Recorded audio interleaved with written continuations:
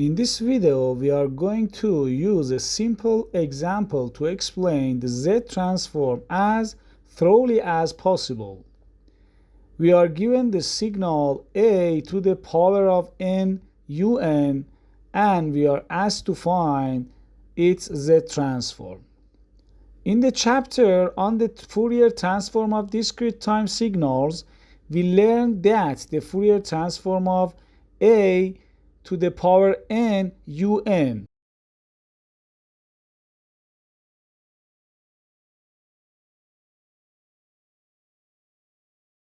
is equal to 1 divided by 1 minus a e to the power of minus j omega. At that time, we didn't have any restriction in the frequency domain, so we simply wrote its Fourier transform. Now, however, we are going to study the Z transform. Before defining the Z transform, let's first talk about the Z domain. In polar coordinates, the complex variable Z is written as r e to the power j omega,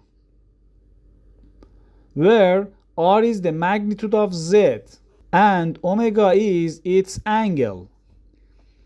If we represent Z on the complex plane, it looks like this. The distance from the origin to any point is simply r.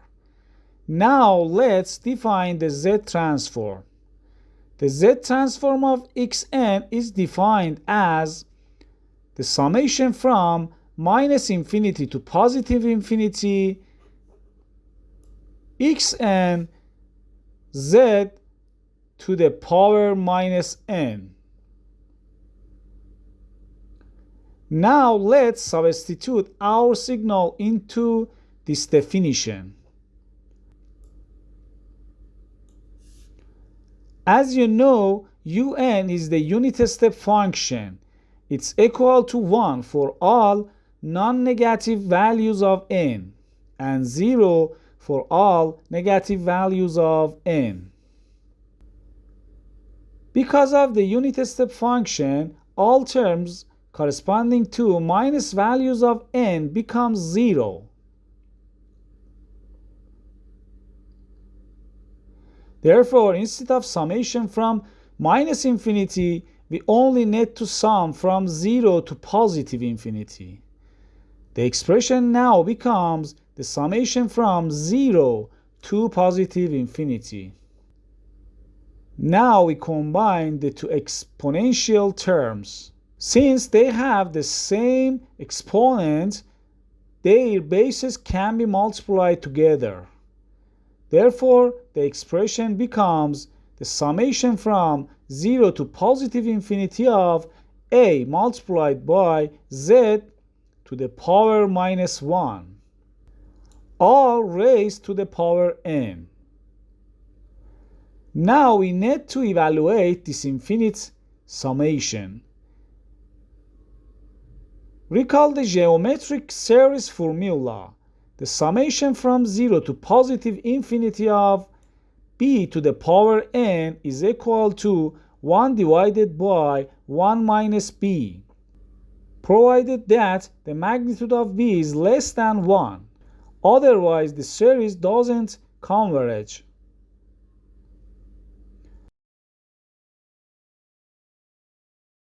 Applying this formula, the Z transform becomes 1 divided by 1 minus a z to the power minus 1.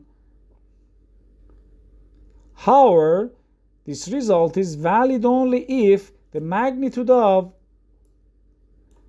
a z to the power minus 1 is less than 1.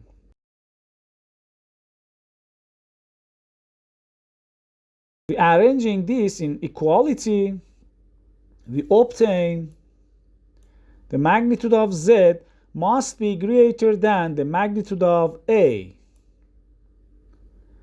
Therefore, the Z transform of a to the power n multiplied by un is 1 divided by 1 minus a z to the power minus 1, provided that the magnitude of z is greater than the magnitude of a. Now let's look at a simple example. Suppose a is equal to 1/2. In that case, the signal becomes 1/2 to the power n multiplied by un. Its z transform is 1 divided by 1 minus 1/2 multiplied by z to the power minus 1, with the condition that the magnitude of z is greater than 1/2. Now let's visualize this result on the z-plane. Recall that z is equal to r multiplied by e to the power j omega. Our condition says that the magnitude of z must be greater than the magnitude of a. Suppose this point represents a.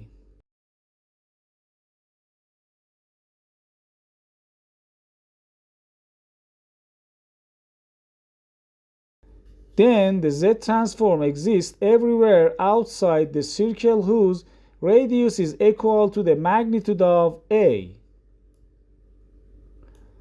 This points from what we call the region of convergence, or ROC. The region of convergence always consists of circular regions centered at the origin of the z-plane. Another important circle that always appears on the z-plane is the unit circle, whose radius is equal to 1. Why is this circle important? Let's substitute z equals r multiplied by e to the power j omega into the z transform. The expression becomes 1 divided by 1 minus a multiplied by r to the power minus 1 multiplied by e to the power minus j omega. Now suppose we are exactly on the unit circle. That means r is equal to 1. Substituting r equals 1, the equation becomes 1 divided by 1 minus a multiplied by e to the power minus j omega. Notice that this is exactly the Fourier transform that we obtained earlier. Therefore, on the unit circle, the z transform and the Fourier transform are identical. This is why the unit circle is so important and is always drawn on the z-plane. Now let's express the z transform in another form. Starting from 1 divided by 1 minus a multiplied by z to the power minus 1, multiplied both the numerator and denominator by z. The expression becomes z divided by z minus a. This is called a rational z transform, because both the numerator and denominator are polynomials. For rational z transforms, we also define the zeros and poles. The values of z that makes the numerator equal to 0 are called the zeros of the system. Here, if z is equal to 0, the numerator becomes 0. Therefore, z equals 0 is a zero of the system. On the z-plane, zeros are represented by circles. The values of z that make the denominator equal to 0 are called the poles of the system. Here, if z is equal to a, the denominator becomes 0, and the z transform approaches infinity. Therefore, z equals a is a pole. On the z-plane, poles are represented by crosses. So, in this example, our z-transform has